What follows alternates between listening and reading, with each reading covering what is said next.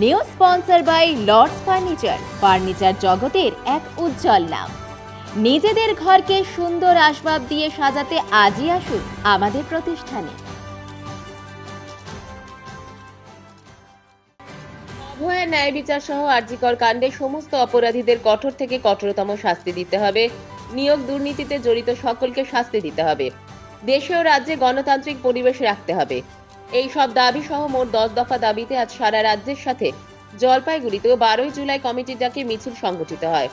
জলপাইগুড়ি বড় post office মোড় থেকে মিছিল বেরিয়ে শহরের এক বিরাট অংশ পরিক্রমা করে কর্মচারী ভবনের সামনে শেষ হয়। স্লোগানে মুখরিত মিছিলকে নেতৃত্ব দেন 12 জুলাই কমিটির আহ্বায়কদ্বয় বাণীব্রত সাহা, প্রদীপ কর্মকার সহ অন্যান্য নেতৃত্ব।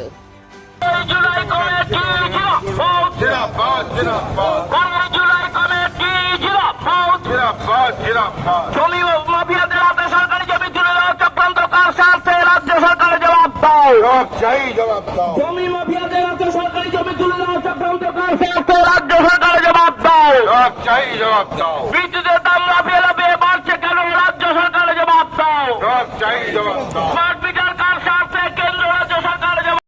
অভয়া ন্যায় বিচারের দাবি সহ 10 দফা দাবিতে 12 জুলাই কমিটির উদ্যোগে আজকে জলপাইগুড়ি শহরে মিছিল সংগঠিত হলো এবং এই মিছিলে সমস্ত অংশের শ্রমিক কর্মচারীরা অংশগ্রহণ করেছে এবং আমাদের জীবন জীবিকার দাবি সহ অভয়ার ন্যায় বিচারের দাবিতে আগামী দিনে আমাদের লড়াই আরও তীব্রতর হবে।